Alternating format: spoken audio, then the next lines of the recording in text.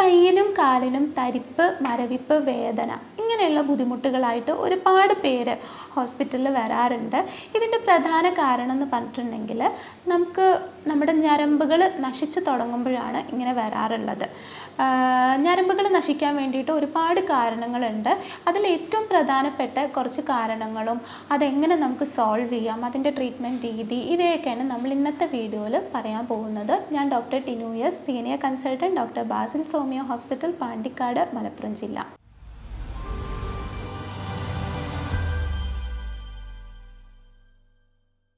ഞരമ്പുകൾ നശിക്കുക അല്ലെങ്കിൽ ഞരമ്പുകൾക്ക് കേടുപാട് സംഭവിക്കുക, ഇതിന് ഒരുപാട് കാരണങ്ങളുണ്ട്.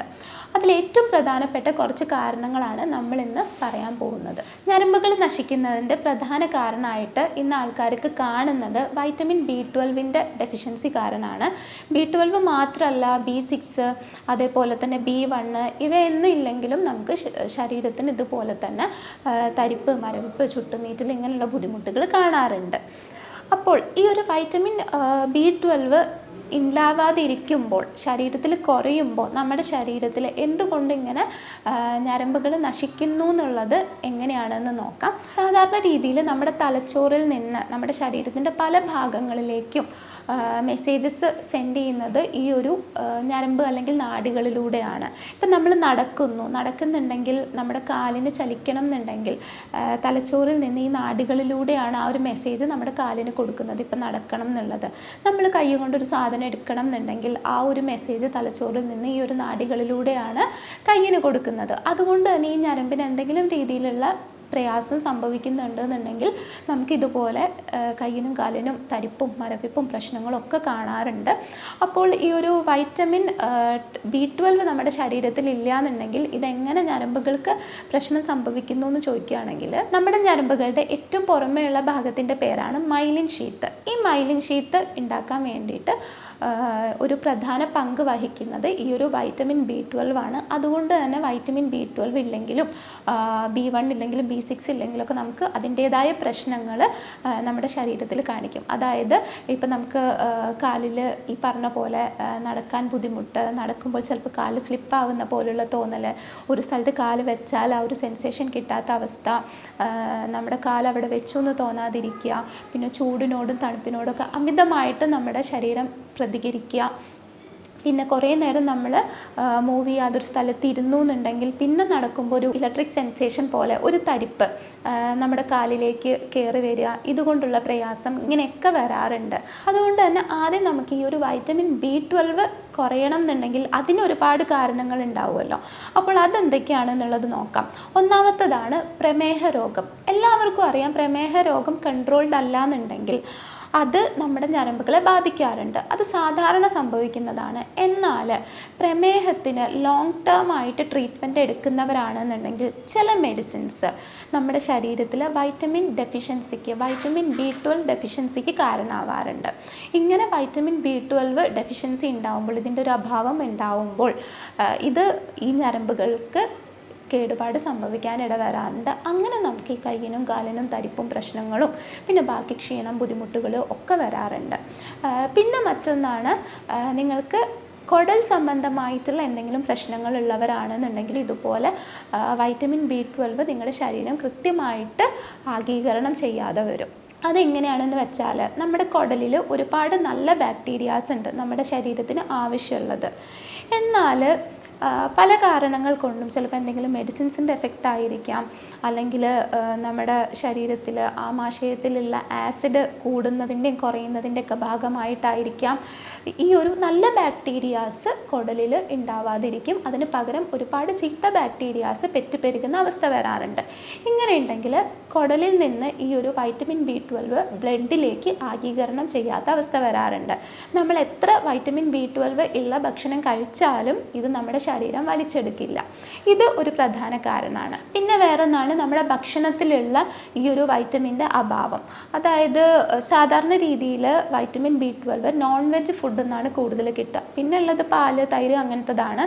എന്നാൽ പാലും തൈരും അങ്ങനെ നമ്മൾ ഇടയ്ക്കിടയ്ക്ക് ഉപയോഗിക്കാറില്ല. അതുകൊണ്ട് തന്നെ നോൺ വെജ് കഴിക്കാത്ത ആളുകളിൽ, പ്യുവർ വെജിറ്റേറിയൻസ് ആയിട്ടുള്ളവരിൽ ഇങ്ങനെ വൈറ്റമിൻ B12 അളവ് കുറവായിരിക്കും. അങ്ങനെ ഉണ്ടെങ്കിലും നമുക്കിതുപോലെ വൈറ്റമിൻ B12 ഇല്ലാത്തതിൻ്റെ ബുദ്ധിമുട്ടുകൾ കാണാം. കാണാറുണ്ട്. പിന്നെ ആമാശയത്തിൽ ക്യാൻസറോ അല്ലെങ്കിൽ വേറെ എന്തെങ്കിലും പ്രശ്നങ്ങളൊക്കെ വന്നിട്ട് ആമാശയം മുഴുവനായിട്ട് എടുത്തു കളഞ്ഞവർക്ക് ഇതുപോലെ കുടലിൽ വൈറ്റമിൻ B12 അബ്സോർപ്ഷൻ തടസ്സപ്പെടാറുണ്ട്.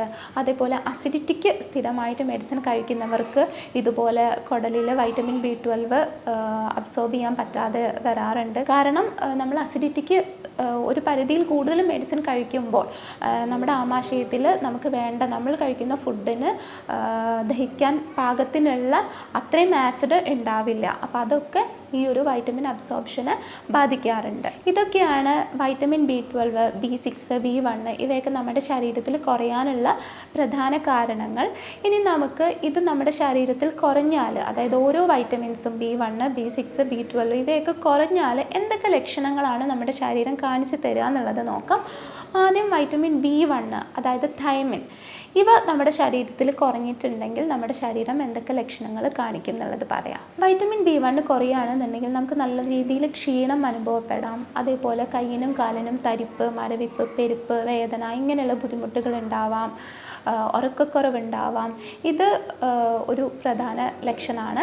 അതേപോലെ B6 കുറയുകയാണെന്നുണ്ടെങ്കിലും ഇതേപോലെ കയ്യിനും കാലിനും തരിപ്പും മരവിപ്പും ഒക്കെ ഉണ്ടാവാം. അതിൻ്റെ കൂടെ തന്നെ മുടി കൊഴിച്ചിൽ, തലയിൽ താരൻ, അങ്ങനെയുള്ള ബുദ്ധിമുട്ടുകളൊക്കെ കൂടുതലായിട്ട് കണ്ടുവരാറുണ്ട്. അടുത്തതായിട്ട് വൈറ്റമിൻ B12 ആണ്. വൈറ്റമിൻ B12 നമ്മുടെ ശരീരത്തിൽ കുറഞ്ഞിട്ടുണ്ട് എന്നുണ്ടെങ്കിൽ നമുക്ക് കാണിക്കുന്ന ലക്ഷണങ്ങൾ എന്തൊക്കെയാണെന്നുള്ളത് നോക്കാം.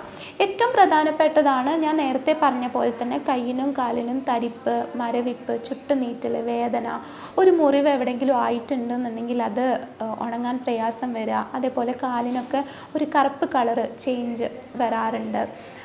രാത്രി ആയിട്ടുണ്ടെങ്കിൽ കാലിൻ്റെ അടിയിൽ കൂടെ കുത്തുന്ന പോലത്തെ വേദന വരാം. കുറേ നേരം കിടക്കുകയൊക്കെ ചെയ്തിട്ട് പെട്ടെന്ന് കാല് നിലത്ത് കുത്തുമ്പോൾ ഒരു ഇലക്ട്രിക് സെൻസേഷൻ പോലെ, ഒരു ഷോക്ക് അടിക്കുന്ന പോലുള്ള അവസ്ഥ വരാറുണ്ട്.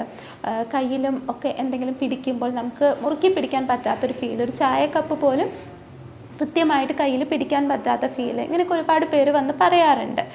പിന്നെ അതേപോലെ മറ്റ് ലക്ഷണങ്ങളെന്ന് പറയുന്നത് ഭയങ്കര ക്ഷീണം, ഉന്മേഷക്കുറവ്, ഒരു ജോലിയും ചെയ്യാൻ പറ്റാത്ത അവസ്ഥ. അതിൻ്റെ കാരണം എന്ന് പറഞ്ഞിട്ടുണ്ടെങ്കിൽ നമുക്ക് രക്തക്കുറവ് വരാറുണ്ട് ഈ ഒരു വൈറ്റമിൻ B12 കുറയുമ്പോൾ. എല്ലാവർക്കും അറിയാം രക്തക്കുറവിൻ്റെ ഏറ്റവും പ്രധാനമായിട്ട് സാധാരണ കാണുന്നൊരു കാരണം എന്ന് പറഞ്ഞിട്ടുണ്ടെങ്കിൽ അയൺ കുറവാണ് നമ്മുടെ ശരീരത്തിൽ. അപ്പോൾ ഈ ഒരു അയണിൻ്റെ ഗുളികയോ അയൺ അടങ്ങിയ ഭക്ഷണമോ ഇതൊക്കെ എത്ര കഴിച്ചിട്ടുണ്ടെങ്കിലും നമുക്ക് രക്തം കൂടില്ല ഈ ഒരു വൈറ്റമിൻ B12 അഭാവം ഉണ്ടെന്നുണ്ടെങ്കിൽ. അതുകൊണ്ട് തന്നെ നമുക്ക് അങ്ങനെയാണ് നമ്മുടെ രക്തക്കുറവ് എന്നുണ്ടെങ്കിൽ അങ്ങനെയുള്ള രക്തക്കുറവിന് നമ്മൾ പറയുന്ന പേരാണ് മെഗാലോബ്ലാസ്റ്റിക് അനീമിയ. അപ്പോൾ ഈ ഒരു മെഗാലോബ്ലാസ്റ്റിക് അനീമിയ നമുക്ക് ഉണ്ടെന്നുണ്ടെങ്കിൽ നമ്മൾ കഴിക്കേണ്ടത് വൈറ്റമിൻ B12 ധാരാളം അടങ്ങിയിട്ടുള്ള ഭക്ഷണമാണ്. എന്നാൽ മാത്രമേ രക്തം കൂടുള്ളൂ. ഓക്കെ, അടുത്തതായിട്ട് നമുക്ക് വരുന്ന ഈ ഒരു തളർച്ച, ക്ഷീണം ഇവയുടെയൊക്കെ ഒരു പ്രധാന കാരണം എന്ന് പറഞ്ഞിട്ടുണ്ടെങ്കിൽ വൈറ്റമിൻ B12 കുറയുന്നത് ഈ ഒരു അഡ്രീനൽ ഗ്രന്ഥിയെയും തൈറോയിഡ് ഗ്രന്ഥിയെയും ഒക്കെ മോശമായിട്ട് ബാധിക്കാറുണ്ട്. ഇത് കാരണം നമുക്ക് ക്ഷീണം, പ്രശ്നങ്ങൾ, തളർച്ച ഒക്കെ വരാറുണ്ട്. പിന്നെ മറ്റൊന്നാണ് നമുക്ക് വരുന്ന അസിഡിറ്റി, ഇടയ്ക്കിടയ്ക്ക് വരുന്ന അസിഡിറ്റി പ്രോബ്ലം വൈറ്റമിൻ B12 കുറയുന്നതിൻ്റെ ഒരു ലക്ഷണമാണ്. പിന്നെ ഇടയ്ക്കിടയ്ക്ക് വായപ്പുണ്ണ് വരിക, മോണയിൽ നിന്ന് ബ്ലഡ് വരിക, മോണ വീക്കം വരിക, ഇതൊക്കെ വൈറ്റമിൻ B12 കുറയുന്നതിൻ്റെ ലക്ഷണങ്ങളാണ്. പിന്നെ വേറെയാണ് മൂഡ് സ്വിങ്സ് വരും. എപ്പോഴും ചിലപ്പോൾ നമുക്ക് പെട്ടെന്ന് വിഷമം വരിക, ചിലപ്പോൾ പെട്ടെന്ന് ദേഷ്യം വരിക, ഹാപ്പി ആവാൻ പറ്റാതിരിക്കുക, ഇതൊക്കെ ഇതിൻ്റെ ലക്ഷണങ്ങളാണ്. പിന്നെ ഉറക്കക്കുറവ് വരിക, ഇതൊക്കെ വൈറ്റമിൻ B12 നമ്മുടെ ശരീരത്തിൽ നല്ല രീതിയിൽ കുറയുമ്പോൾ നമ്മുടെ ശരീരം കാണിക്കുന്ന ലക്ഷണങ്ങളാണ്. അടുത്തതായിട്ട് നമുക്ക് ഈ ഒരു വൈറ്റമിൻ B1, B6, B12 ഇവയൊക്കെ കുറഞ്ഞിട്ടുണ്ടെന്നുണ്ടെങ്കിൽ എന്തൊക്കെ ഭക്ഷണം നമ്മൾ കഴിച്ചാലാണ് ഇത് നമുക്ക് ശരീരത്തിൽ നോർമലാക്കാൻ പറ്റുന്നത് എന്നുള്ളത് നോക്കാം. വൈറ്റമിൻ B1 ആണ് കുറവ് എന്നുണ്ടെങ്കിൽ നമ്മൾ കഴിക്കേണ്ട ഭക്ഷണം റെഡ് മീറ്റ് എന്ന് പറയുമ്പോൾ ബീഫ്, മട്ടൺ, പോർക്ക് ഇവ കഴിക്കുന്നത് നല്ലതാണ്. അതേപോലെ മുട്ട, കടൽ വിഭവങ്ങൾ, മീൻ ഇവയൊക്കെ ധാരാളം കഴിക്കുന്നത് നല്ലതാണ്. അതേപോലെ ഫ്രൂട്ട്സിൽ പറയുകയാണെങ്കിൽ ഓറഞ്ച്, നേന്ത്രപ്പഴം ഇവ കഴിക്കുന്നത് നല്ലതാണ്. പിന്നെ അടുത്തത് വൈറ്റമിൻ B6 ആണ്. വൈറ്റമിൻ B6 കുറവാണെന്നുണ്ടെങ്കിൽ നമ്മൾ ചെയ്യേണ്ടത് ധാരാളം ഇറച്ചി, മീൻ, മുട്ട ഇവ കഴിക്കുക. അതുപോലെ തന്നെ നോൺ സിട്രസ് ഫ്രൂട്ട്സ് ആയിട്ടുള്ള ആപ്പിള്, മാങ്ങ, ഈന്തപ്പഴം ഇങ്ങനെയുള്ള ഫ്രൂട്ട്സ് ഒക്കെ കഴിക്കുക. ഇത് വൈറ്റമിൻ B6 കൂട്ടാൻ വേണ്ടിയിട്ട് ഹെൽപ്പ് ചെയ്യും. പിന്നെ പച്ചക്കറിയിൽ പറയുകയാണെങ്കിൽ നമുക്ക് സ്റ്റാർച്ചി വെജിറ്റബിൾസ്, അതായത് കപ്പ, ഉരുളക്കിഴങ്ങ്, മധുരക്കിഴങ്ങ് ഇവയൊക്കെ കഴിക്കുമ്പോൾ വൈറ്റമിൻ B6 അത്യാവശ്യം കിട്ടും. പിന്നെ പാലുൽപ്പന്നങ്ങളൊക്കെ കഴിക്കുന്നതും നല്ലതാണ്. പിന്നെ വൈറ്റമിൻ B12 കാര്യം പറയുകയാണെങ്കിൽ ഇത് സാധാരണ നോൺ വെജ് ഫുഡിൽ നിന്നാണ് കൂടുതലായിട്ട് കിട്ടുന്നത്. അതുകൊണ്ട് തന്നെ നോൺ വെജ് കഴിക്കാത്തവരിൽ, പ്യുവർ വെജിറ്റേറിയൻസ് ആയിട്ടുള്ള ആളുകളിൽ വൈറ്റമിൻ B12 ഡെഫിഷ്യൻസി കൂടുതലായിട്ട് കാണാറുണ്ട്. ഇത് കൂടുതലായിട്ട് നമുക്ക് കിട്ടുന്നത് റെഡ് മീറ്റ്, പിന്നെ അതേപോലെ തന്നെ മുട്ട, മീൻ, ബാക്കി കടൽ വിഭവങ്ങൾ ഇവയിൽ നിന്നാണ് മെയിൻലി.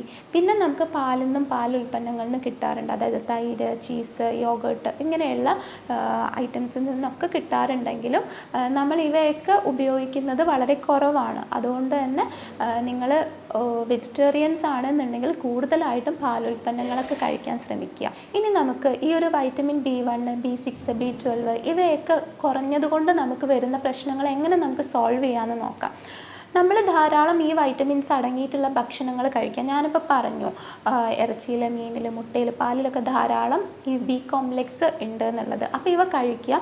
എന്നിട്ട് നിങ്ങളുടെ ഈ ഒരു ബുദ്ധിമുട്ടുകളൊന്നും മാറുന്നില്ല എന്നുണ്ടെങ്കിൽ, അതായത് ഓരോരുത്തർക്കും ഓരോ രീതിയിലായിരിക്കും ഇത് എഫക്റ്റ് ചെയ്തിട്ടുണ്ടാവുക. ചിലർക്ക് ഇതൊരു പെരിഫറൽ ന്യൂറോപ്പതി എന്നുള്ള രീതിക്കായിരിക്കും, അതായത് കയ്യിനും കാലിനും തരിപ്പ്, പെരുപ്പ്, വേദന, മരവിപ്പ്, നടക്കാൻ പറ്റാത്ത അവസ്ഥ, ഈ രീതിക്കായിരിക്കും കാണുന്നത്. ചിലർക്ക് രക്തക്കുറവ് മൂലം ശരീരത്തിൽ ക്ഷീണം, തളർച്ച, ഒരു ജോലിയും ചെയ്യാൻ പറ്റാത്ത അവസ്ഥ ഇവയൊക്കെ ആയിരിക്കും. എന്നാൽ മറ്റു ചിലർക്ക് ഭയങ്കര അസിഡിറ്റി, വായിൽ ഇടയ്ക്കിടയ്ക്ക് പുണ്ണ് വരിക, വയറെരിച്ചിൽ, ശോധനക്കുറവ്, ഇങ്ങനത്തെ ബുദ്ധിമുട്ടുകളായിരിക്കും പലർക്കും വരുന്നത്. അതുകൊണ്ട് ഓരോരുത്തരുടെയും പ്രത്യേകമായിട്ടുള്ള ലക്ഷണങ്ങൾ, മുഴുവൻ മാനസികവും ശാരീരികമായിട്ടുള്ള എല്ലാ കാരണങ്ങളും കണക്കിലെടുത്തിട്ടാണ് നമ്മൾ ചികിത്സ നടത്തുന്നത്. അതേപോലെ തന്നെ ജർമ്മനിയിൽ നിന്ന് ഇറക്കുമതി ചെയ്യുന്ന പൊട്ടൻസി മരുന്നുകളാണ് നമ്മൾ ചികിത്സയ്ക്ക് വേണ്ടി ഉപയോഗിക്കുന്നത്. ഇതുപോലെ ഈ ഒരു കൈയിൻ്റെയും കാലിൻ്റെയും തരിപ്പ്, മരവിപ്പ്, വേദന, അസിഡിറ്റി, ഇടയ്ക്കിടയ്ക്ക് പുണ്ണ് വരിക, രക്തക്കുറവ് ഇങ്ങനെയുള്ള ബുദ്ധിമുട്ടുകളുമായിട്ട് ബന്ധപ്പെട്ടിട്ടുള്ള എന്തെങ്കിലും ട്രീറ്റ്മെൻറ്റോ സംശയങ്ങളോ വേണമെന്നുണ്ടെങ്കിൽ നിങ്ങൾക്ക് എന്നെ കോൺടാക്റ്റ് ചെയ്യാവുന്നതാണ്.